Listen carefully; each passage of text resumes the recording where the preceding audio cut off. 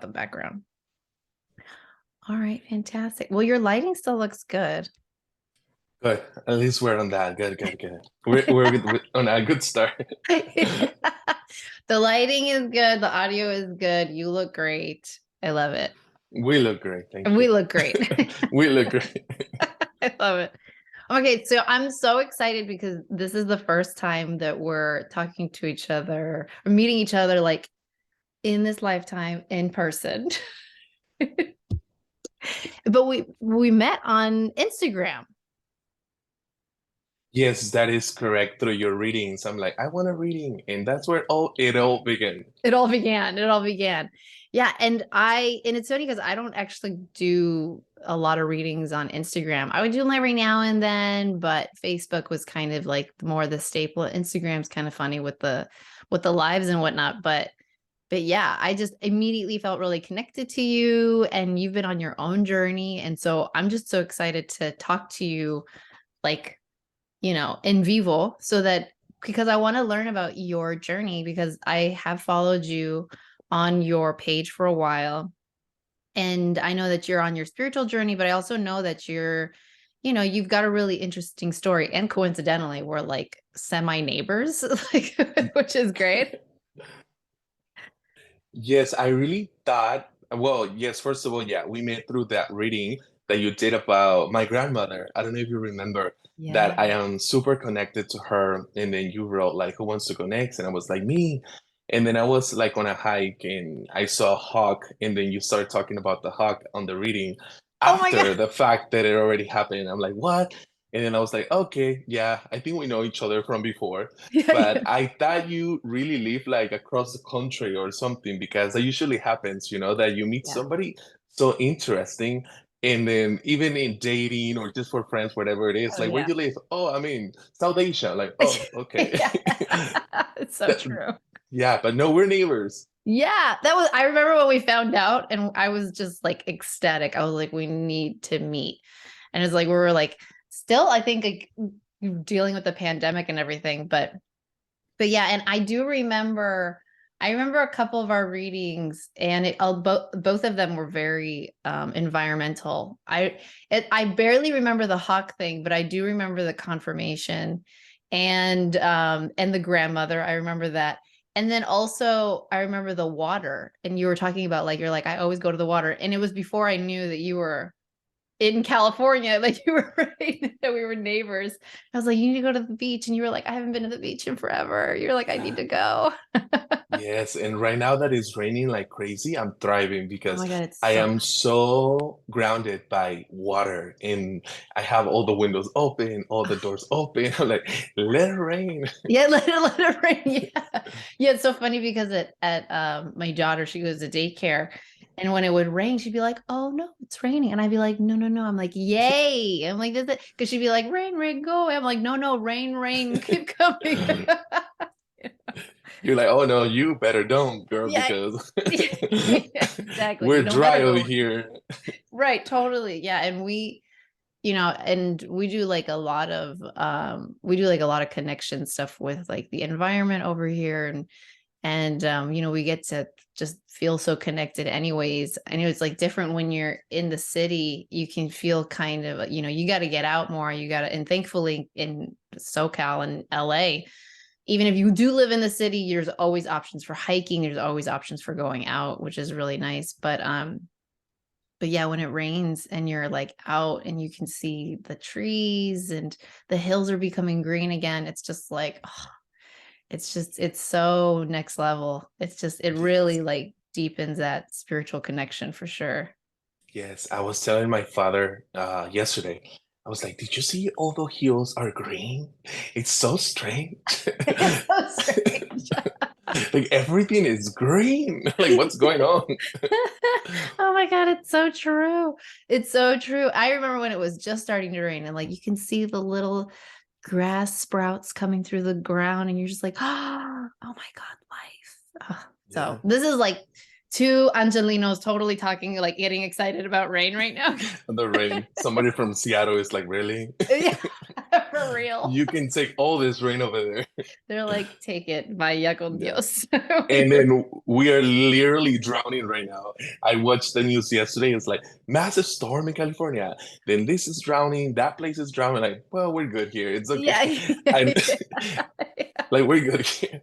Yeah, we're doing great. We're enjoying it for sure. That's sort of the, so are you from LA? Are you from SoCal? Like, tell me about your background. I was born in Indio, California. And so, yes, but when I was 4 months old, they took me to live to Mexico, to Jalisco, to be Oh, specific. And then 15 years later, which is a little bit over half of my life, wow. I moved here. So I was Wow. born here, raised in Mexico, and then came back about 16, 17 years ago to Southern California. So I Wow. always been in SoCal, always, always. Yeah. Wow. I mean, that's like a huge shift. I mean, 15, Yeah. you're like, you've got your life, you've got your friends, I mean, you're like a little man already. You're basically a man, right? In your own Yeah. mind and your environment, what you're creating for yourself and your independence. I mean, like, what was that like? Well, first of all, I was very bummed because that meant no quinceañera for me, but I'm just kidding. Totally not. I didn't have one, not even a sweet 16. Um, but it was a little bit hardcore, I would say, because while I was so excited for something different, and it's so funny how things work out because back then, eating from the garden and stuff was like, ill. I don't want to eat this, Like I want the city life because I watched too many novelas with my grandmother, and I knew that was not living. I knew that was not the life to eat from my garden. I wanted other stuff. So in the now, I'm super invested in organic food and going to the farmers market and all of that stuff. But it was very, I still don't know how to describe it because somebody asked me the other day what it meant for me to be an immigrant and how was that, Mm, transition, the move. And so it was, I think, sweet, but also very tragic because I left everything that I always knew, mm, friends, the little friends I had, language, being in a very small town where all neighbors, we knew each other. yeah. If something happened, if somebody cheated on someone, we know with who, when, where, What what cologne they were time, wearing. what position, and everything. And then moving here, I don't know any of my neighbors up to this point. Oh Like my God, that's so I funny. I could easily leave to a murder or something. I have no idea who lives in that house and Oh that my house. God, that's so So funny. yeah, it was really kind of like I think and I see it in the nicest way because I know some people get a little bit offended, but I don't mean it that way. I feel like living there and living here, it was like over there, we lived with our hearts. And Hmm. here we are kind of forced and pressure to live with our minds. So Mm, then now at this point in my life, I'm in the middle of a life crisis where I'm yeah. trying to figure out the balance between my heart and my mind. Because 15 years of my life, I was raised to use my heart, to be Mm, kind, to know thy neighbor. And then yeah, over here, it's like, literally. work, work, work, money, money, money, iPhone, Yeah. this and this and this. While everybody has an option, of course, nobody was at my door pointing a gun at me to change Right. everything. But everything that we are being fed every day, and Mhm. especially as a teenager, come on, who's gonna say no to better shoes, to Jordans, to this and Oh that? my God. To the Porsches. I mean, that was our whole Yeah, thing when we moved to LA. My son was like, he was probably like five or yeah, about 5 years old. And I was like, dude, if we move to LA, like I have to be so intentional about how I want to raise him because yeah, there's like Lamborghinis and Porsches and like Lamborghini yeah, SUVs and like cars that you're like didn't even know existed. Like yeah. and like people are like commuting in Bentleys. Like what is happening? Like when you have that as your frame of reference as a child, yeah, totally. And I think you hit the nail on the head in terms of like that heart versus mind. It's like the mind, the eyes, it's like we're totally fed through what we see. And everything in LA, I think it's one of those things that's like, it just is. It's not one of those things where it's like a criticism or a praise. It's Yeah. more like, that's just kind of LA. It's the hustle city, you know, and you can probably say the same thing for like Houston or New York City, but LA, there's like this extra level of like what you see and the things that are sparkly and the things that are shiny and new and pretty. And there's just all this attraction around like having that. And I think naturally, the fact Yeah. that we have like one season also, it's like you're just fed this utopia of like, hey, you can always have what you want. Like, get out there and get what you want, get what you want, get what you want, right? And Yeah. it's so that mind is feeding you, what do I want? What do I want to have? Right? I want this, I want that. Oh, I like those shoes. Oh, I like that bag. Oh, I like her hair. Oh, I want to look like this. I want to look like that. I want to do this. I want people to see me in the same way. You're right. I love how you said that, because that's on point. That's on point. Yes, it is. And again, just to be a little bit clear, that there's absolutely nothing wrong with luxury, because I will be I know. kidding Treat myself yourself. because Treat I will yourself. be kidding myself if I don't say I like good stuff. But the thing is that now it's a little bit more, you said the word, intention behind purchasing something, behind buying something. Like, is this just an addition to my lifestyle, or is this another part of identifying myself with something? Right. So I think now there is, and yesterday I was at the coffee shop planning my year. And again, a Capricorn, I have to know what's going Love on in the it. My world. husband's a Capricorn, so I'm like all Yeah, about that. yeah, I have to know what's going on. So I went to craft my life for this year. What are some of the things that I want to do? And how am I going to help myself accountable for those things? Yeah. And then one of the lists that I wrote was about purchases, because I want to do like a massive budget this Yeah. year, because I feel like I'm at a first I was too Frugal. Yep. frugal, and then I worked on having a little bit more conscious and healthy love for money as an energy, Mm-hmm. until like, okay, I think it's a little bit too over the top right now. So I need to squeeze it into a budget right now to be mindful about the things that Yeah. I'm putting my money on. And then, so I was writing about, when making a purchase, is this trying to cover up for something that I'm currently missing in my Wow. life that I'm feeling? Or is this truly something that I can buy? Like, if I go to the coffee shop and I order a coffee, there's no, I just buy it or whatever. But if I want to buy an iPad or headphones, expensive headphones or something, it's Mm-hmm. like, what is going on through my life right now prior to making this purchase right now? What's happening? Mm. Is this an escape from something that I'm currently Mm. dealing with? Or is this a purchase that I actually need? And I did that because a year ago, the new iPad came out. I had just bought an iPad, okay? I didn't need another iPad. And I read a million videos of why it was not worth it if you had 1 year before, because it's the same thing. So Uh-huh. like, but it's newer. It's so cool. It's newer. And then I was like, maybe those guys making the videos are just hating on Apple right now. So I went to the Apple store and I'm in line, and I started to feel terrified. I'm like, why am I doing this? Like, do I have the Wow. money to buy it right now? Fortunately, yes. And I'm grateful for it. But why am I making this purchase when I just read all of these videos from professionals, Professionals.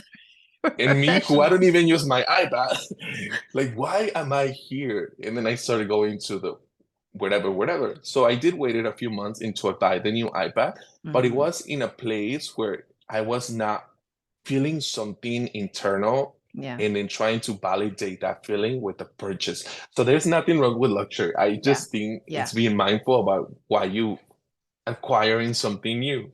Totally. Totally. I mean, you hit on, you pretty much went through like the life cycle in different stages of like a healthy relationship with money, because there's a lot of things to break down in the relationship with money. And there's absolutely that part of the self that needs to be healed, where it's like, oh, I can't afford that, or I can't have that, or, I'm not worthy of that. And there's breaking that down, right? Treat yourself, right? Get used to that idea that you can have things. Yeah. But there's a shift that happens And I've absolutely learned this, a single mom for 10 years, and then all of a sudden have two incomes, and, having financial abundance in my life. It's a total mind F. It's a total mind F, because there's a lot of like survivor's guilt. There's a lot of like overcompensating. There's a lot of stuff happening when you have money. And one thing I tell a lot of people is that something that happens that you can take care of, like in the beginning, is to actually get excited about paying yourself, right? That it's not about what can I have, right? That like, what can I add to my life? Like, what can I, identify with that creates value for myself? But how much money can I pay myself? And then I can get excited about how much money I have in my bank account. You know what I mean? And we lose that step when we don't have money because we're so used to not having it that we just want to see what it is that we can have. But it's like this terrible cycle of basically just constantly going into debt and constantly feeling worse and worse about yourself. And I talked about this actually on a video, talking about generational trauma around money and how a lot of our ancestors, right, there was a lot of colonialism and capitalism that was basically teaching us like, you can't have money, right? Like, you're a Yes. lower class of person, like you're not allowed to have money, or you're owned by somebody, which means that your only value is working. That's your only value. So we just have all these components. They're just telling us that like money and us are totally separate. Yep. Right. And then we try to acquire things to create value in our own life because we feel like that's how we're going to create value out of ourselves, besides just working ourselves to death. We just want to have stuff, but we're not used to having money. So we don't even think of that. Right. We don't even get excited about having money. We just get excited about buying shit. Right. Yeah. And then when we go, okay, like you said, what's going on in my life? Like, what hole am I trying to fill by purchasing this thing? I mean, like the whole iPad thing is so hilarious because you're like, I have a brand new iPad. It's like I really didn't need one, but I needed the comfort that it came Yeah, from I love those it. 3 minutes of like dopamine. I made a purchase Yeah, on this iPad that just came out, and then so I true. get to buy it. But because it's still to validate that little guy who I grew up really, really, really, really like, let's use the word humble for lack of better words, Yeah. in my country. So for me, as you said it, that we grow up like, as long as you have a place to sleep and to eat, that's everything. And my dad used to always tell me that, until one day I was like, are you fucking kidding me? That's not the way to live. Like, I Yeah. want things, or I want this. I want to go on a trip. Like, why do all my friends, when we go back from summer school, why does everybody go on vacations and we don't? We never go anywhere. Like, we don't Yeah. even have KFC or McDonald's. Like, I don't want to eat food from my garden. I want something else. I want processed food, right? Yeah. But yes, it's like still that validation. But then the beautiful thing about this place where I am trying to find the middle between my heart and then my mind, and Mhm. then loving money in a healthy, energetically Yeah. way. Something that happened is that a, a few months ago, I had a car accident. It was really, really big, and was just struggling with it. And then, so my insurance was hustling me to see doctors and stuff, but I couldn't get any doctors because the thing was serious. So they're like, no, it has to go through your auto insurance, because your medical insurance, if they find out that this was in a car accident, they're not going to cover none of it. So they had me back and forth. So then I receive yet the insurance decided to cash me out, to just shut up and to go on my own. So they give me a large amount of money. And I say it because I am at a place where I think money is very healthy, it's very beautiful, because of the things that you can do with it. So Mhm. then I decided to give a little chunk to my mother, and I put it in an envelope. So then she opens and she's like, Holy, nobody has ever given me that much money. But then just, it might sound too superficial, but I know you get it, and I know many out there they get it.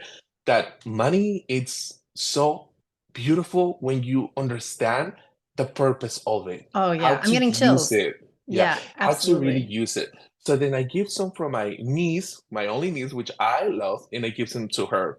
And my sister was so thankful for that. So then I don't know, I'm at a place where I feel more joy from giving out Yeah, as well as buying stuff for myself, but there's so much joy that comes from sharing the money that you do have that it's out of this world. totally. But again, it's just kind of also dangerous. Like, so are you doing it for yourself just to give more validation to yourself Yeah. that you're a good human being, that you're doing the Yeah. right thing? But that's Yeah. another story. Oh, That's for totally. later. I relate to that so much because like I recently just gave someone like a good chunk of money.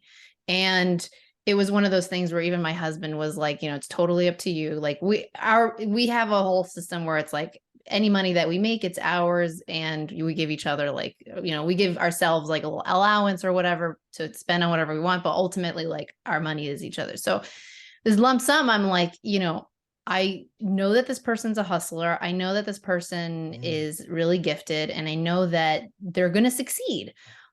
But I also remember being in that place where you're just in this vicious cycle of like not having.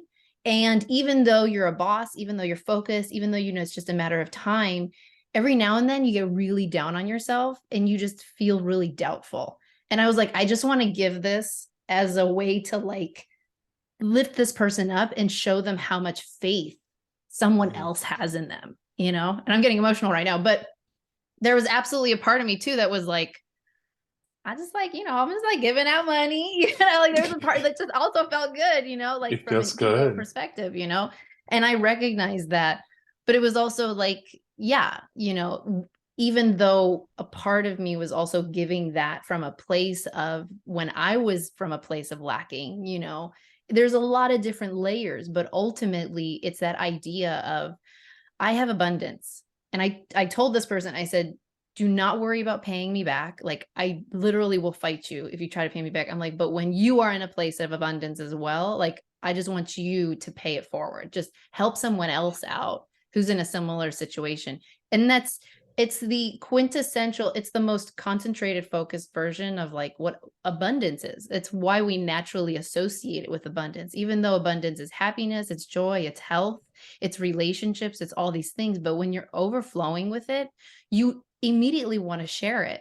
And that's why it's like, Yes. are you coming from a place of abundance? So when we have bad relationships, when we have drama in our lives, when we struggle, you know, with all these different things, you know, it's naturally because we're not coming from a place of abundance. We're not coming from a place of feeding ourselves, allowing ourselves to be full Mm. of that energy to the point where we want to just naturally share it with other people. Yes, yes, yes, yes. You said it. And it feels so good. It feels so good to share Yeah. money. And yeah, it feels so good. It feels so good. I know. It Yeah, feels totally. great. Like, when you're able to invite your friends out and just say, like, I got this. Like, it's such a beautiful feeling of us who know what it means to not be able to do. And we're Yeah. not talking about buying a mansion for a friend or whatever. It could Right. be such small things, Right. such as, hey, let me get you coffee for you today. Yeah.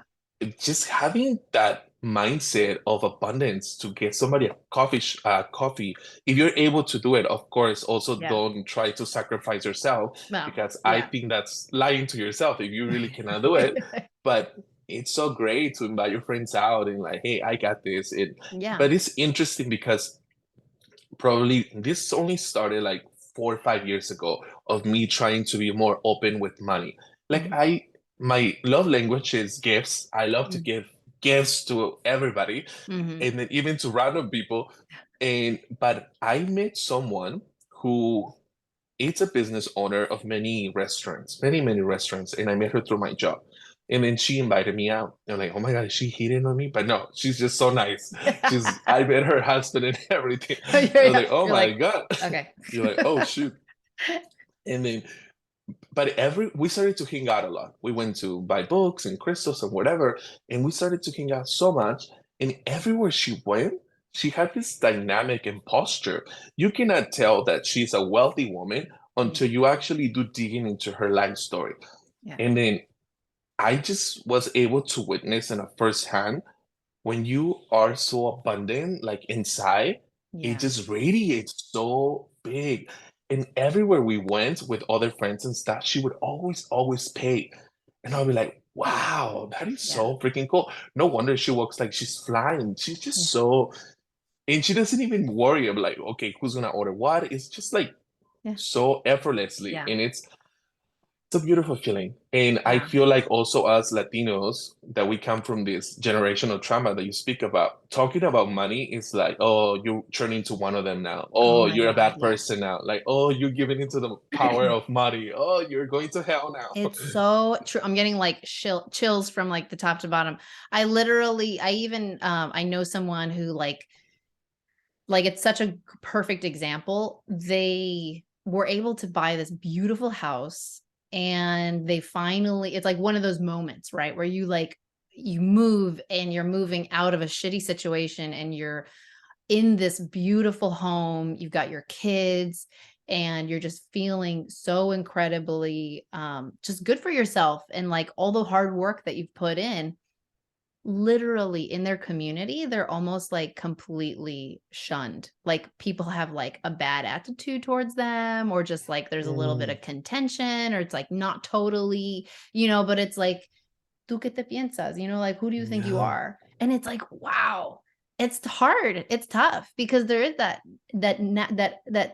trauma that wants to pull you back, that wants to go, and it's all related to the original, right, sin of basically like killing for money. And it's like, okay, so there's yeah, that natural association that money is like this evil thing, when it's yeah, like, oh my God, we've got to heal from that.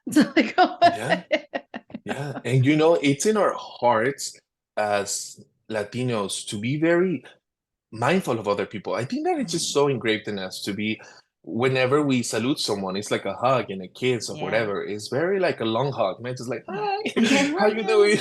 It's like you're actually hugging and stuff. And I feel that there is really this deep desire to help people in Mhm. our community, but then we are so limited by this generational trauma around many things, but in this case, particularly around money, Yeah. that is like, okay, you have all of these dreams and desires to help thy neighbor, Yeah. but with what money if you're struggling yourself? Yeah. And when you're able to really shift your mindset that, again, it's just like food. You can either overconsume it and do so much harm to your body, to Mhm. yourself.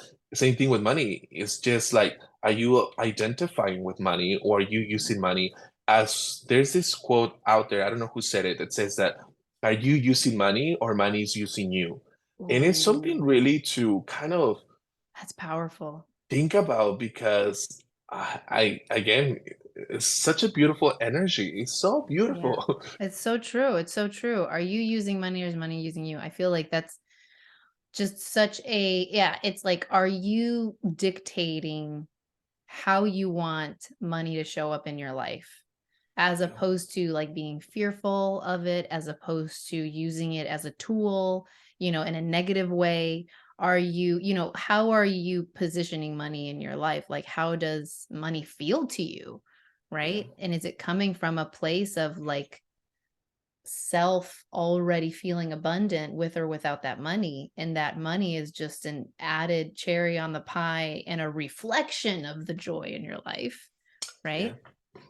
Or Yes. is it something where you're going, no, I gotta have this, okay, well, are you here for my money? Or like, okay, I'm gonna give you this, but you better owe me back, and da da da da da, and blah blah blah blah blah, right? And there's like all these like contingencies around it. And it's like, okay, I want more and I want more and I want more.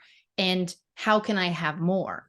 Right. Yeah, I think that's another thing too, is I think that Latinos were so used to, at least like the majority of Latinos, I mean, there's still that concept of the 1%, and that idea of like, Latinos working hard, but not really getting ahead. It's like that whole concept mm, there's of the poor mentality, right? The lacking mentality. And what sucks is when you have money and you still feel like you're poor, Mm, right? You're still going, I mhm. need more. I still need more. There's not Yeah, enough, right? That idea that yeah, there's not enough. And that's when it goes into the other end. And there's people who are operating from a place of a poor mentality when in fact they have abundance all around them. I think yeah, to me, that's the most frustrating, or that's like one of the saddest things is when people have abundance in their life and they're still struggling to make that connection, that you have so much love in your life, you have so much support, you have so much success, yeah, right? But the poor mentality creates a chasm. It creates this huge gap. It triples the gap, right? So it's like there's a natural gap because of demographics or whatever, and then there's a double gap for all the extra demographic, and yeah, then there's a triple gap because in your mind you're going, I don't have enough. yeah. So no matter how much you have, you're always going to feel like you don't have enough. Yeah, yeah. It's another one of those things that it would take us some time in our journeys to kind of figure it out and find out. Yeah. Do you have any kind of like um, rituals that you do around money and stuff? Because I like to keep my wallet always super organized, super clean. Like all my bills have to be in order and I then love, facing the okay, same that's the most way. Capricorn thing I've ever heard. Yeah, That when I is mean so order, I mean Capricorn. order. You're like, everything needs, do you like iron? You like keep it like everything's like, I don't iron it, but I do remove the wrinkles and stuff, the crinkles, and then make it I was very. gonna say, if And you could iron yeah, them, I feel like you would. and you, if, yeah, with this with my steamer, I do have. But whenever I'm with my friends and stuff, and I hear, I like we train our friends and family members how to kind of we indirectly train them how to certainly maneuver their lives around you, Yeah. and so every time my friends say like, "Oh, I'm broke," like, "Oh, I cannot afford that," "Oh, I cannot do that," I'm like, "Can I see your wallet really quick?"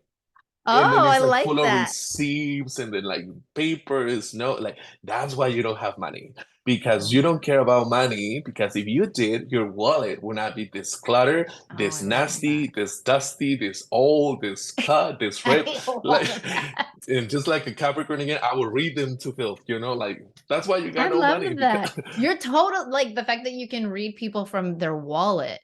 That's That's really, really cool. Because if you look, because my wallet, actually, if you think of my wallet, so my wallet, so I rarely carry cash. If I ever carry cash, it's so that if I see someone who needs it, like someone who's yeah, asking for it, I have cash on hand.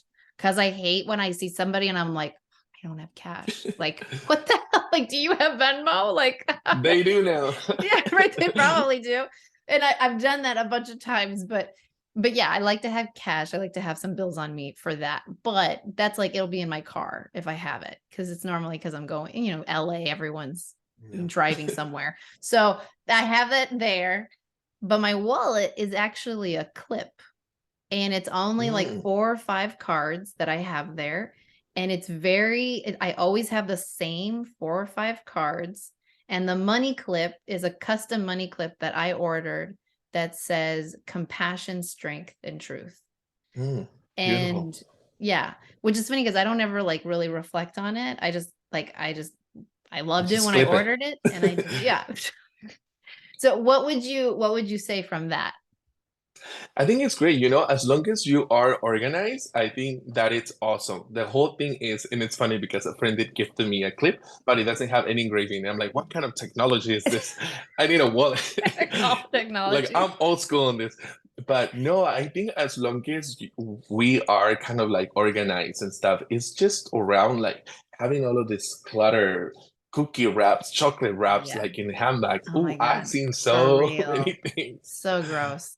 Yeah, I definitely, yeah, it actually is a good reflection of kind of my philosophy on things. Is like, my husband and I, we have a problem. We love to throw things away. It's like the opposite of like hoarding. It's like, we're just like which to the point where like we have to be like, let's hold on to it for a little bit.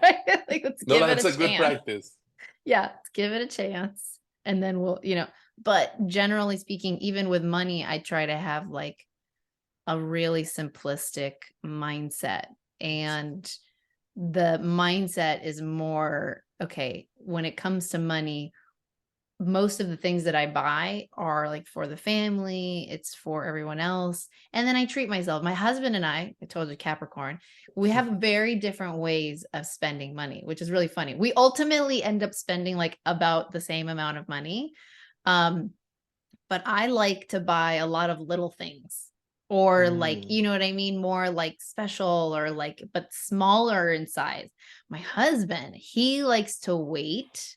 He likes to wait and then he gets something really expensive. Like he's been waiting to get like a really expensive watch that he like, yeah, he's been researching for like at least a year now. And he's waiting. He feels like he can get it this year or next year.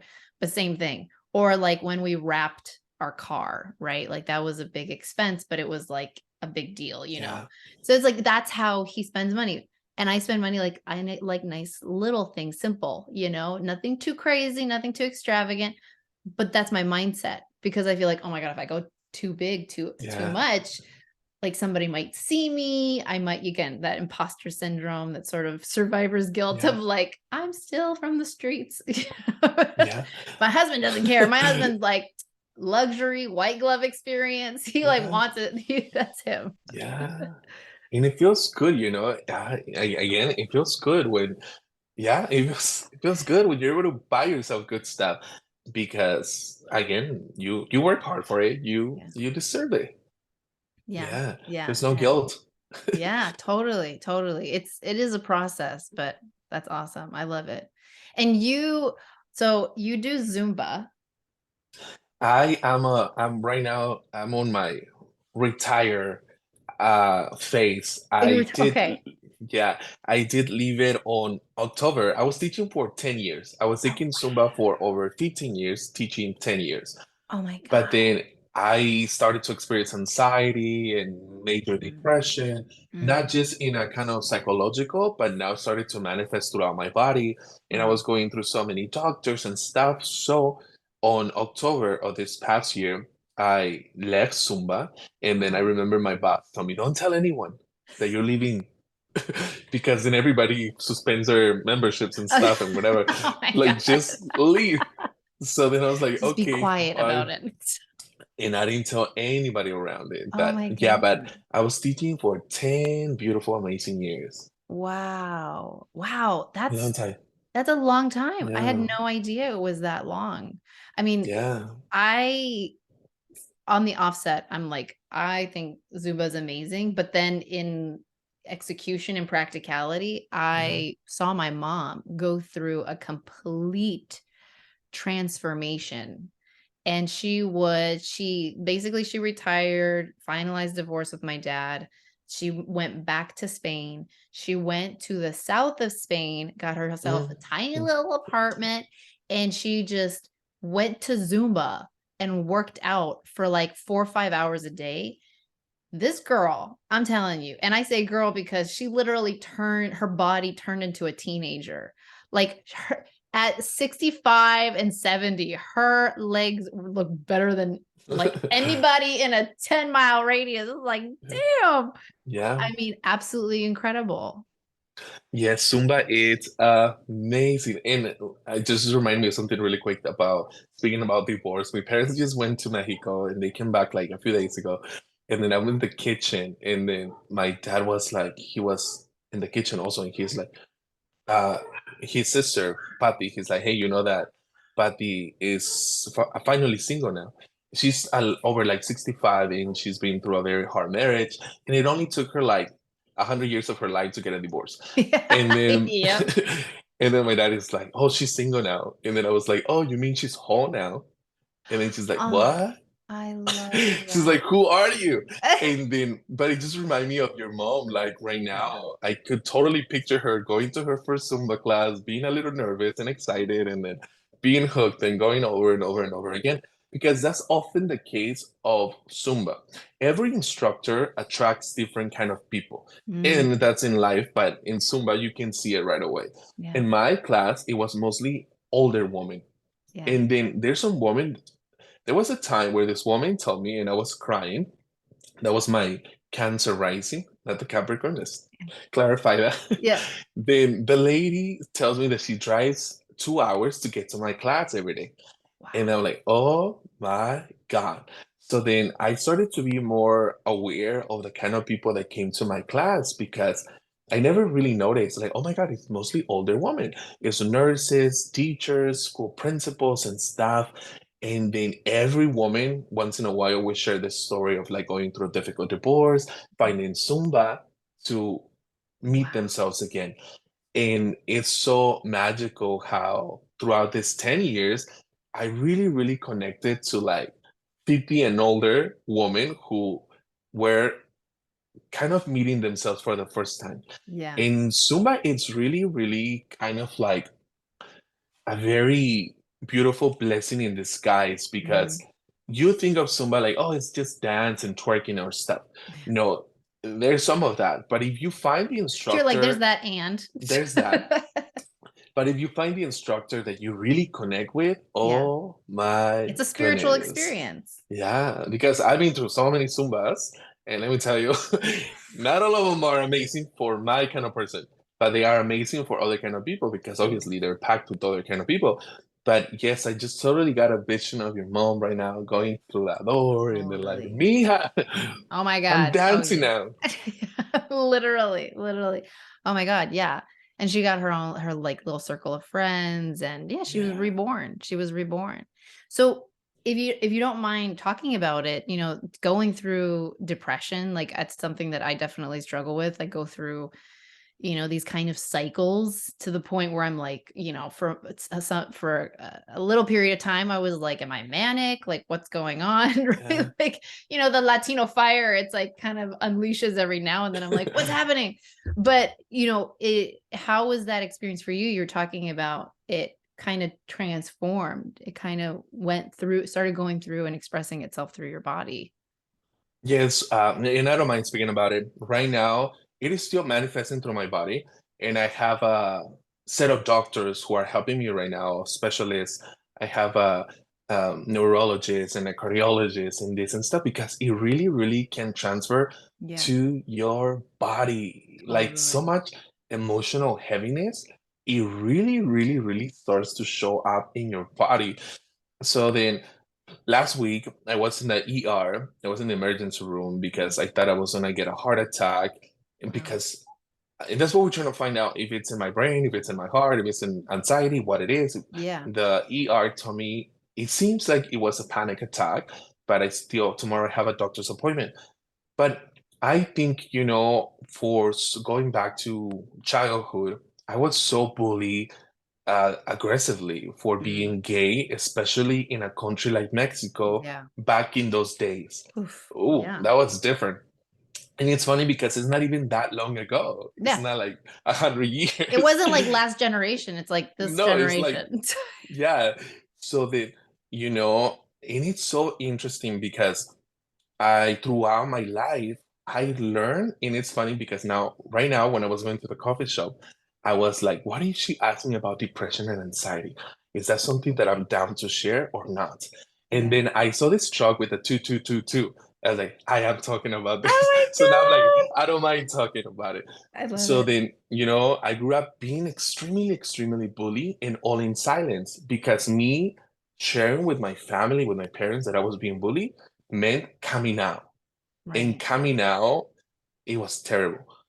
And then so many times I've been kicked out of schools in the ages of like 6 or like 10 of school for hanging out with girls. I was not allowed to hang with Really? girls Wow. because I always dance. In Mexico they do el Día de las Madres dance, el Día del Yeah. Papá dance, de Yeah. todo. Yeah. So I would always be the first one to want to dance. It's like, no, only the girls can dance. The men, we have to do recitals or do the machete dance. Like, but no, I don't want to dance that. Like, Yeah. I want to dance with the girls. Yeah. You're like, those So dances suck. Like, I want to do yeah, the better so one. horrible ones. So many times I will get kicked out of school because I hang out with the girls. Then at home, my dad would outrage at me. Like, I told you many times. He wasn't really worried about me dancing with the girls. He was more worried about being kicked out of school and being called to Right. school. Like, what are you doing, dude? Right. So he told me that if I kept hanging out with girls and dancing, I was gonna grow boobs. That's like at the age of 6. I was traumatized Oh for my life. God. That's like the most Latino. Yes, I was traumatized. I was looking at my chest every You're morning, like, like, oh my God. did I grow them already or not? Are they coming out Yeah. or what? And then so I kept that all in me. And then at Yeah. a certain age, all of that script of guys, kids throwing rocks at me whenever my mom sent me to get tortillas or leche and throwing sticks and whatever they could find from the ground, there was a point when I had enough of it and I was like, I am. I am everything that they tell me. I am Wow. disgusting. I am to be shamed. I am a sin. Maybe God really doesn't like me. That's why I'm like this. That's why I'm different. And it's not like I was a flamboyant boy. I was just not into the macho stuff. Yeah. I You wanted weren't to overly macho. dance. And in Latino Yeah, culture, it's all that's, about over yeah, yeah. macho-ness. Yeah, even Totally. in middle school, it's like you pick your kind of, if you're gonna do mechanics, typewriting at that time, computer, or textiles. And I'm like, I want to do textiles. And I was like, Yeah. what? Are you sure you don't want to do mechanics? Yeah. Like, All Mexicans are like, they're what? like, why are you doing? Like, why are you like this? So Yeah. I started to believe everything that they Everything. told me. I Yeah. was like, if it's a lot of people, then it must be true. So then How last old how year, old were you around that time when that happened? this is, I think I started to actually internalize it like around 8 or 9 years old when I was like, this is true. Like, I am Yeah. different, but not in Yeah. a good way. Like, oh, I'm different. It was like, Right. I am Yeah. outcast. Like, Yeah. this is not okay. So, and I'm talking to you about that because going to the doctor and telling them, I feel like this is happening to me. I get migraines, I get so many lightheadedness, I just don't feel myself. I'm always so anxious. I meditate, I run, I do Yeah. You're like, Zumba. I take Like care of myself. Like that I doesn't take make care of my, sense. I'm always Yeah. on my smoothies and everything, like juices. What's happening to me? Yeah. So then I was at the doctor last year, at the beginning of last year, and then we went through so many exams, so many different ones. And then I have a blood test. And then the nurse calls me and says, the doctor wants to see you tomorrow in his Mhm. office. I'm like, tomorrow?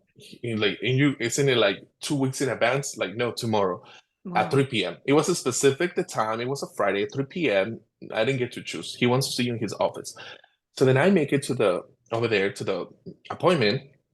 In the doc, I'm so nervous. I'm so nervous. The doctor tells me there is a anomaly on your blood work. And I was like, okay, like, What does that okay, mean? maybe my cholesterol is high again. Maybe I Yeah. don't know what's going on. Yeah. I thought it was diabetes or something. And because Google told me that it was diabetes when I Google it, Thanks, on Google. my symptoms. Thank you, Google. So then he tells me that I have to see a hematologist. I don't know if you know what that is. Yeah. Blood Yeah, expert, basically, about blood yeah, doctor. yeah, for possible blood cancer. And then when he says blood cancer, like I numb out and I just disappear from the room. Wow. And then it's so interesting because I went back to my childhood. And as the doctor was talking, I was like this little kid running from school, getting all these rocks thrown at him and then being called all of these names. And then I come back to the room and I'm like, of course I'm here. Of course I would be in this situation where the very blood that gives me my life is being compromised because I have believed for such a long time that I am disgusting, that I am terrible, that I'm to be shamed. That your Of DNA, course that your I every am here. cell. Yeah. In while I was not at peace with it, like, oh, I deserve this. I was just like, oh wow, it makes sense now. Like, of course I'm feeling like this and feeling like crap. So then I go home. I don't even know how I get home. You know those one of times that you Yeah. just drive and you don't even know how you got there. And Yeah. I'm in my room. I'm not crying. I'm not even thinking. I'm just like, what is this about? Like, why am I here? But not in a way of like, why am I sick? It was more like, what does this mean? Right. So then I went, it was like a month still into my appointment to see the hematologist at the uh, City of Hope. And then I didn't even know it was a cancer center until I get there. I'm like, Oh my God. Okay, this is starting Wow. to get very It gets very serious. serious. Yeah. Like this is very serious. And I saw like mostly older people in wheelchairs without hair and stuff. Like, oh my God, I am the Yeah. youngest guy in here. What's happening? Wow. And then uh my mom is like, I waited until a long time to tell my parents what was happening because they worry a lot. So I get there, my mom is praying and she's crying, like, can you be strong for me right now? Like, Yeah, I like I really need don't need, you to like I keep it need you to together. shut up. I need you to not cry today. Yeah. So then the doctor, this very fancy doctor, he's like, why are you here again? Because he got the labs and all the stuff from my doctor. And then he's like, that's not a reason enough to send you here. It's like, I don't know why you're here. We're gonna do more blood work. So they did more blood work from his own office. And then he's like, no, there's nothing to worry about that. You're very healthy. There's nothing to do with your blood. There's no cancer. There's not even a little clue that there's going cancer within you right now.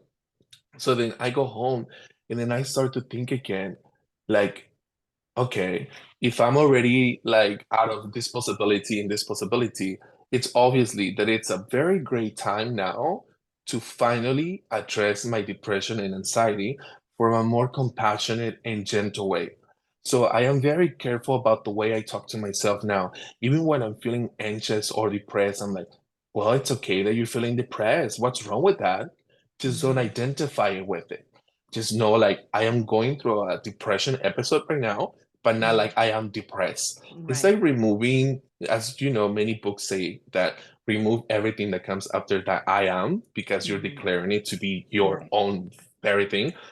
But at this point, I don't take any meds or anything just yet. I did go through a little bit of therapy. I didn't feel connected, not Mhm. because I do not feel, not because I say that therapy is not good. It just Mhm. was not right for me at that Right. time because I needed space to process everything Right. that was going through me. So nowadays, even before this podcast, which I want to thank you because you have a very calming energy. I did drink a bunch of stuff before this episode, lavender, and I mean like natural stuff, lavender and stuff. Look, look, look. Yeah, I'm like, because I don't want to get anxiety or something. I was doing Yeah. this podcast with this other guy and I was terrified the whole time. I'm like, you know what, dude? We're gonna cancel because I'm not feeling well. Like I Yeah. was just so overwhelmed. But you have a very beautiful and calming energy. So thank you for that. Thank you. So It's a two-way street. now, yeah, nowadays, whenever I feel just depressed, I just kind of bring more compassion to myself. Like, dude, after everything you've been through, you think you're gonna fix it in one day with one mantra, Wow. with 1 week of meditation? Like, it's gonna take probably your whole lifetime.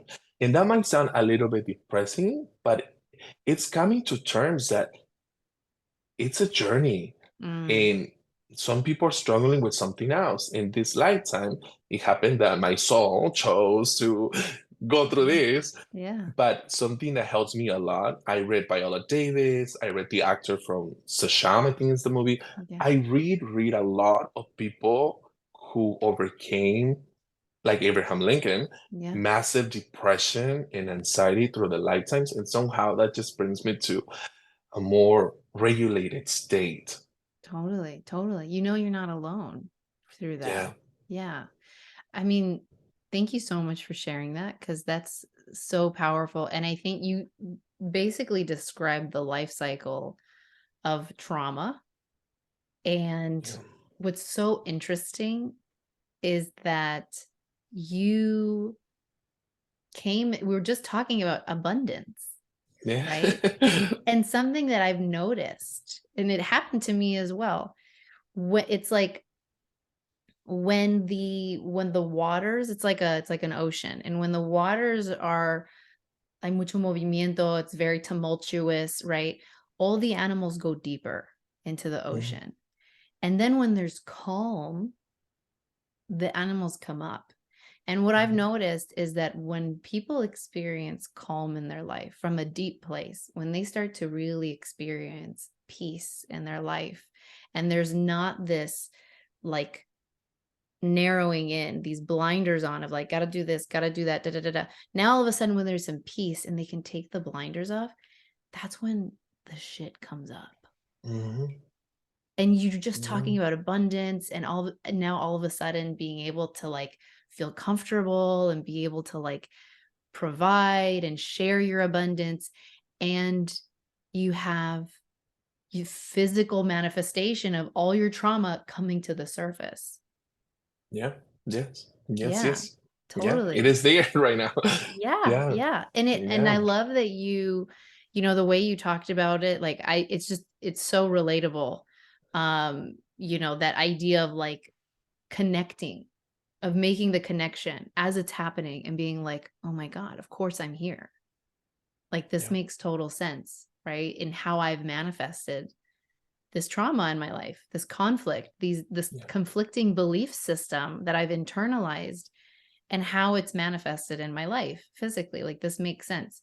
And even though it's a journey, that you accept that Yeah. it's a Yeah. journey. And I think that that's one of the things that like spirituality tries to teach us. And through many translations and many, trillions of years of people talking about it, that idea of being present ultimately comes down to the journey is going to be every day, right? It's not about chasing a goal. It's not about hitting the finish line, because once you hit the finish line, you still have another day. You still have Hmm. another journey. You still have another goal. What's going to happen when you finish all your goals? Now what? You still have to enjoy the day. You still have to enjoy the moment that you're in. And to think of it as like, all right, I'm here. I've already arrived. Every day is an arrival. And being able to, and obviously it's a lot easier to talk about than when you're like in it, and some days are better than others. Um, for sure. Like I definitely went through a really bad depression while I was a single parent. I was coming through, it was kind of like the worst time, but the best time, because I was also like getting to the tail end of basically like my what I call my very special relationship with alcohol, which is like I Hmm. love alcohol. Like you know what I mean? It's like my perfect escape. I was around drug addicts and lots of drugs growing up, but I never liked drugs. It was Yeah. always alcohol for me. And I went into a serious spiral with alcohol and got myself and possibly others, I could have gotten hurt. I could have killed other people several times. It's just that wake up, of like, all right, what am I doing with my life? Where am I? I'm not even here, you know, Yeah. getting through that. Again, you put the blinders on, right? Because anytime you start to like try to reflect, when you're in it, when you're deep in it, it's really hard to get to where you're at now. But it's just time. It's literally like all it is like one foot in front of the other, like one pasito pasito, like literal, like micro pasito pasito. Yeah. But it's you showed up. Yeah. You showed up another day. And I feel like for anybody who suffers from depression, like one, you're totally not alone.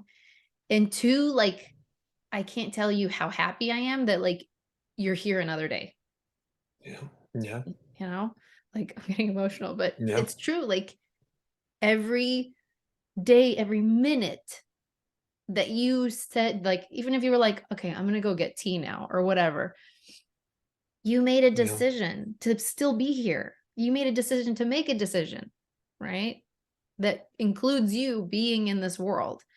And we all go through it. I feel like we all heal in different ways and we have to honor that journey. I feel like that's the part of compassion that's really hard for a lot of us when we've made a lot of mistakes in our lives. We have that feeling of like, why did I express my trauma in this way? Why did I, do it like this? Why did I make those decisions? That's Hmm. part of Yeah. the healing. That's part of the healing. Yeah. You have to make those decisions so that you can connect the dots, right? So you can say, oh my God, that was fucked up. Yeah. Right? Literally. Very. Yeah, you can literally go like, "Oh my God, why was I messing around with married men?" Like, you know what I mean? It's Yeah. because Yeah. I didn't feel good enough to be number one. I had Yeah. to have that shame in my life. I had to feel that. I had to experience that. And then you get through it. We all heal in our own unique ways, because everything we do and experience will inform the healing process. It goes, Yeah. here's your encyclopedia. Here's your you. This is you. So now you can go, this is why this, that's why that. This is why this, that's why that. Now you have something to work with. Yeah. You Yeah. know? Yes. And as we say also that um, we might not be directly responsible for our depression and our anxiety, but we are responsible for how we recover from it.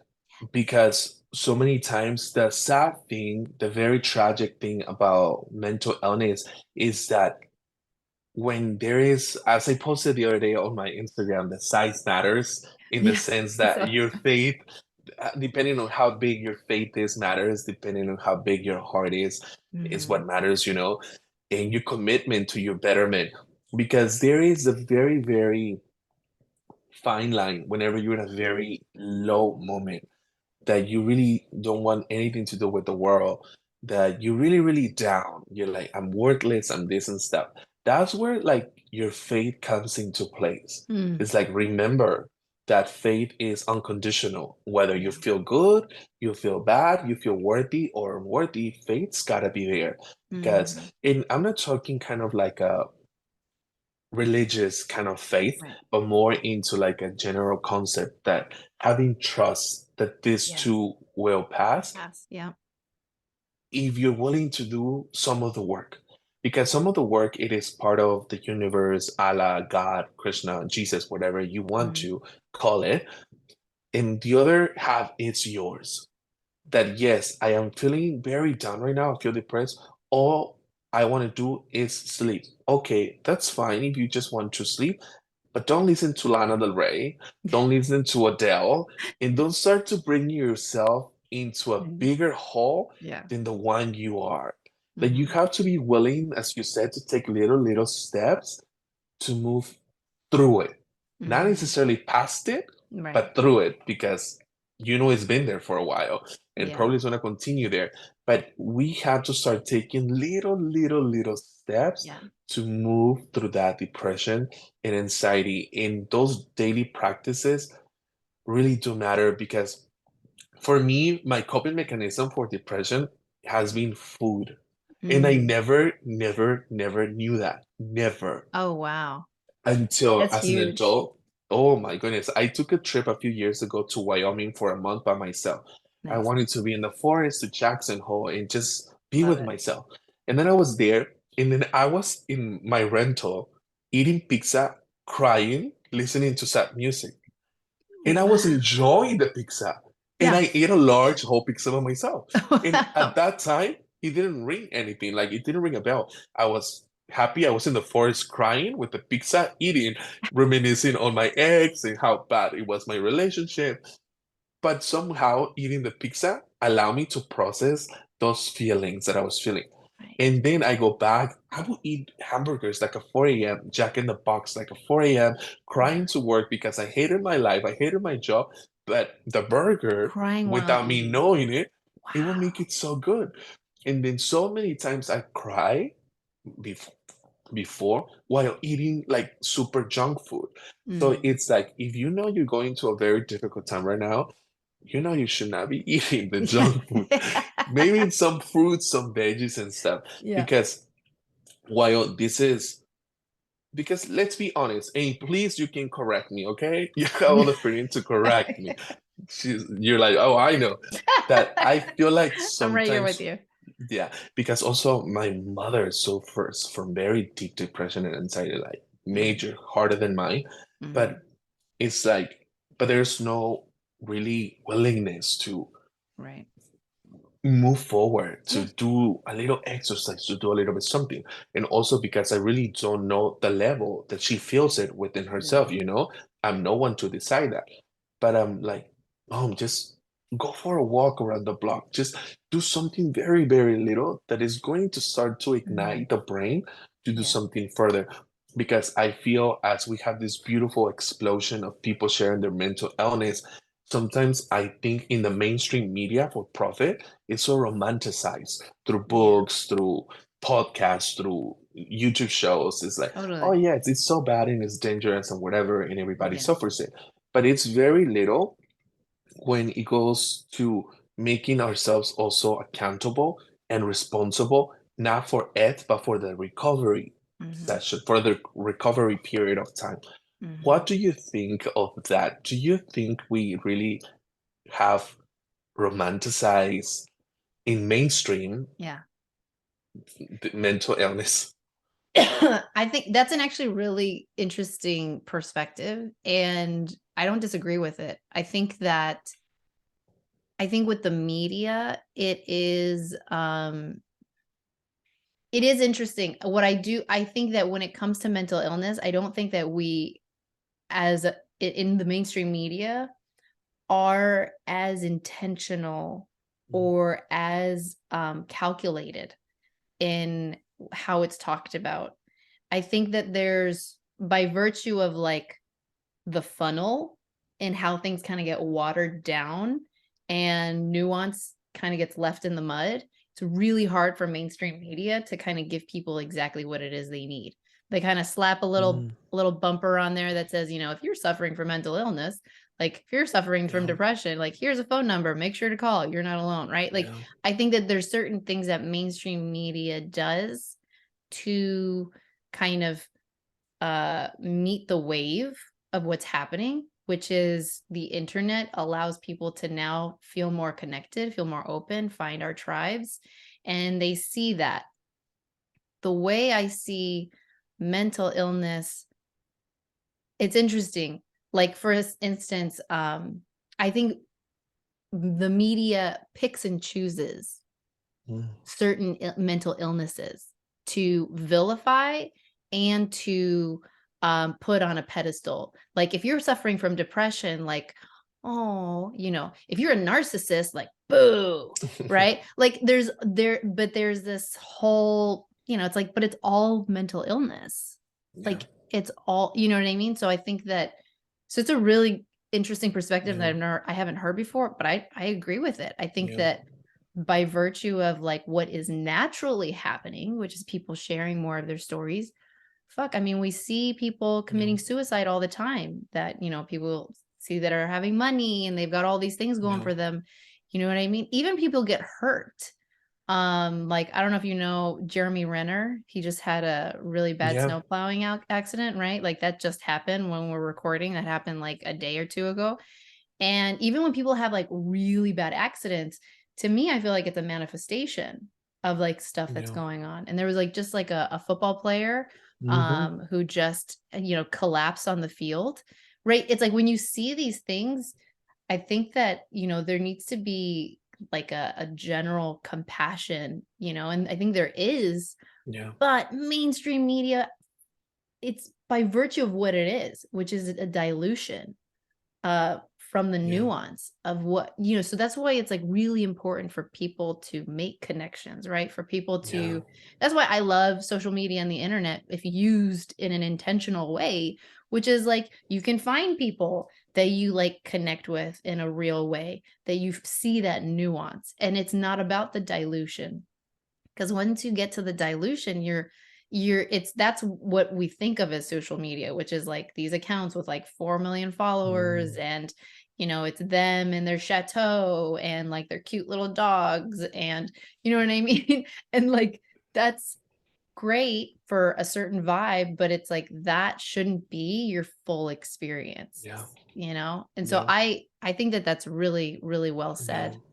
And when it comes to like depression and, like you said, like putting in the work and being responsible for your own journey, I feel like that is something that comes with the journey. I feel like mhm, that's like a yeah, part of the process, and like you said, it is micro steps, it is like, and talking about older generations, like they're just taught to like shut the door, and it's easier to be disappointed in people. yeah, It's easier to feel disappointment. It's easier to feel angry, and it's easier to be depressed than it is to put yourself out there and risk joy, yeah, because it yeah, feels like a risk. To older generations, joy feels like a risk.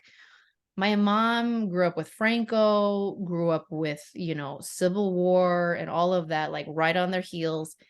And I remember crying to her because I had no friends. And she was like, What are you talking about? she was bitter in her own way because even though they had like, there was the obvious, like, you don't feel emotions, like we're literally trying to stay, like people were dying of starvation. And I think of my husband as the same model because he grew up in Russia. So there's a lot of what our generation was going through, he went Mm, through. So there's a yeah, lot of like things where I'm like, I have, that sort of concepts around emotional stability and emotionally thriving and feeding the soul and all those things are like completely foreign concepts sometimes, you know? And that's why they have us. That's why we're their children. So that we can be mhm, like, I know you're still there, Ma. Yeah. Like, right? Like hitting the nail and the trying to chip yeah, away at it and being like, I see you. Because I think that's a big part of it, right? Is like, I see you. And I think that older generation, it's the unseen, right? Disease, depression. It was the unseen disease for them because it was yeah, like when you're in front of everybody, you're normal, you're cooking the food, you're making the yeah, clothes, you're da, da, da, da, da, da, you're doing your task, you're doing your job. But when you're by yourself, you're yeah, depressed, yeah. right? You're a shell of a It all human. And comes. yeah, exactly. So being able to just tell our parents or tell people where that's a hard concept for them, just being able to say like, I see you and like, it's okay. Even if they tell you like, anda ya or whatever, or they like try to push you away or like, psh, like look at you with your feelings, right? Like just those words, it's a butterfly effect, right? So Yeah, it is important for us to kind of all do our part a little bit when we can or whatever, but like that's why, because it comes at its own time.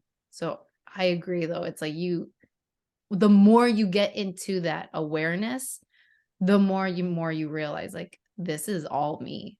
Like yeah, I'm the only one yeah, that can dictate my joy. I'm the yeah, only one that can pull myself out of this. And it's not in a way of like I'm alone, which is its own cycle, right? yeah, Of like existing for others. And then there's this feeling of, well, if I die, like, will anybody even care? yeah, And the other side of that is when you realize, well, yeah, if I die, like people will move on. That's life, that's death. What's more important is that like I get excited yeah, about the fact that yeah, I get to live my life today. Because of course people are going to move on. yeah, That's death. That's life. yeah, But we're attaching our value to being of service for others, for how do we show up in the world? What's our value to others? Instead of being like, fuck, like I can What do about what yourself? what about yourself? I can do whatever the fuck I want right now. Like Yeah, I'm gonna what go about for a walk. yourself? You know what I mean? Like I'm gonna take all my clothes off and just like lay down on the floor. Yeah, Like I can do yeah, whatever I want right now. And like that's the joy that you learn to get to is like I get to do what I want right now. Like yeah. I'm the manifester of my destiny, like right fucking now. Yeah. Yeah, and I meant you said it. You said it that it's kind of like bringing it back to you rather than just basing it on what others are going to Yeah. think, say, or whatever. But I really meant it going further into the word romanticizing mental illness in the sense of like we hear this on mainstream media that meditate 5 minutes a day and stuff. Like I am Chopra certified Yeah. in meditation, and I'm not saying that that makes me superior in any way, but I mean like I have a meditation practice. I have a system of regulating my body, of supplements, of this and stuff that we romanticize it in the sense that depression and anxiety are very dark. They could get Yeah. very, very dark. And Right. we're trying to escape with a little essential oil, which I have all of them, essential oils and stuff. But I mean, there is where I mean, like doing the work and then not really giving into the idea. that depression and anxiety should get to the point where you are functioning and able to do the things that you want and enjoy with not so much chaos, but Mhm. it's having that mentality that it gets really dark and there is no need to get rid of it all at once. There is so much that one can experience with those very difficult, dark moments. I remember my friend Alberto, who was going through a difficult divorce, and he's so young, he's so handsome, he's such a beautiful guy. And then he calls me like, and that was his first anxiety, panic attack, whatever, ever. And then he's like, dude, can I call you? I think I'm having an anxiety attack. Like, I feel so bad. I'm like, dude, I'm for big, this is real. I couldn't answer the phone. It's like, hey, can you feel your anxiety? And then I'll call you back to tell me what it felt like. And then he's like, what? I'm like, I'm like, just feel it. Just feel what your anxiety is trying to Yeah. show you. Because oftentimes we feel anxious, and the first thing we do is like, give me my pills, give me my oil, give me my stuff. And it's Right. like, and yesterday, I was feeling a little anxious. So not super anxious, but I sit down on my couch and I'm like, okay, what's happening? Yeah. And I start to notice if it was on my stomach, if it was on my chest, to try Oh to my gosh. figure it out, where is it going Oh my towards? God. And it Yeah. was on my belly. And I'm like, well, I've been eating ham every day because nobody wants to eat the leftovers from New Year's. Of course, it's trying to teach me that I probably should do a little cleanse or chill on the ham because I feel so guilty for, which is another thing, so guilty for throwing it away because it's so much and it's so good, Yeah. but nobody wants to eat it. So I'm like, okay, I'm gonna eat ham again. And then, but it's really understanding that it's not this Quick fix. experience, yeah, quick fix that, oh, but I shouldn't feel this horrible. Like, who says that? Like, that's your reality right now. Unfortunately, that's how you're Exactly. feeling. And you know what happens every time you try to fight it on the spot, it doesn't work. You just go into a bigger spiral. Instead, I really suggest into going into practices of at least trying like, okay, where is this coming from? What is this reminding me of? Why do Totally. I feel like this? It's really doing a self-inquiry, like what's taking place right now 100%. about this anxiety or depression. But yeah, I mean like the romanticizing of like it is dark. Yeah. It can get And it's very, like very love dark. and light. It's okay. We'll get through Yeah. this together. Yeah, It's like, totally. Totally. I misunderstood, but oh no, 100% no, I no. get. You no, I just wanted to give further. No, no, no. Yeah. No, that was part of it. Yes, yes. No, I agree. I agree. Yeah. I think that yeah, there's this idea of like I think it's that dopamine fix, right? Yeah. It's that like and it's also kind of I see this manifest itself when people have like a million journals but like don't finish them, like Yeah. they'll be like they love the idea of like getting the journal or they love the Yeah. idea of like planning their meditation or they love Yeah. the idea of like doing the pre-work but then never actually doing the work, Yeah. right? And it's because yeah, there's this sort of like, okay, everybody, or you see like on Pinterest and it's like all these beautiful, like, Mm, animations or like drawings of mm, like yoga poses. And so you're like yeah. filling up your Pinterest board and you're filling up, your Instagram with all these like inspirational things, but then you're not actually doing anything. And Yeah. it's because it's prettier to look at Yeah. and it's not really going into the nitty gritty of like, okay, get off your ass and do something now. Yeah. Yeah. Yes. Like it's Yeah. time for work, the real work. It's time for the real work, 100%. And the routine is so important. And it doesn't mean you're going to be perfect every day. Doesn't mean that you're going to get it right every single time. There's no right, but having a routine is I've noticed like more and more and more like just the nuance of doing it. It's like a relationship. You don't know what it's like to have a long-term relationship until you have a long-term all these things just come up. They're like, oh, this, that. Having a routine, it allows you more longevity. It allows you something to have a foundation to fall back onto. Mm, The journaling, the meditation, movement, right? Whatever it is that you establish as part of your routine, like being mindful during that routine. It could even literally be like, you know, if you have like a 17-step skincare regimen and like you have like Mhm. a really religious like bathroom routine, that could be your routine. That could Yeah. be, you know, but that you're mindful and you're present Yeah. while it's happening. Because that's all it is.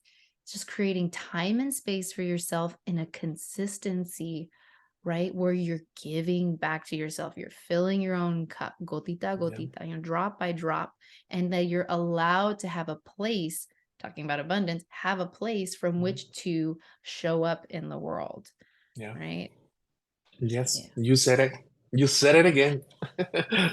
Yeah. You said it again. Yeah. Definitely. Oh man. Well, this was by far one of my favorite conversations. I don't want to like not knocking on anybody, but this is I love this conversation. I feel like we went really to some really important and deep places. And I can't wait to have you back. Thank you. And I had a great time. I feel like we went from like the happy money into like, let's go into the bottom of the ocean, Oh dark yeah. moments Let's go and deep. trauma into a little bit of the practices at that, or a little bit of the ideas and the romanticizing of Yeah. the depression and anxiety. And I think it's only having a great conversation only because you're a beautiful, amazing host and you were so calming that I didn't feel the need to like, okay, maybe it's time for us to cut it off now. So I thank you for that. You're like snip snap bye. No, I It mean was this so is great talking to you. it's a two-way street. It's a two-way street. You're so I love your energy. I loved it ever since we first connected. And I didn't even get to like hear your voice. I like heard your voice through your videos, you know, A and little. yeah, and I'm so happy that we've, you know, reconnected like this and, you know, reconnected because obviously there's like something there. So I feel like it's nice to reconnect. And yeah, I mean, we'll be in touch, but then also I'm totally gonna have you back. I think that this is like really important stuff to keep talking about. And there's just so much more, right? I feel like this is just an endless you know, it's an endless galaxy of things to go deep on and talk about. I mean, we didn't even talk about like relationships or, you know, different kinds of healing and, you know, getting your certification from Chopra. I'm really interested in hearing about that. And yeah, I mean, and just also the progress, you know, just talking about how we're progressing in life. Yes, we'll catch up again. Thank you so Yeah. much. You All are right. amazing. I love you. I'll talk to you soon, okay? Thank you. Bye. Bye.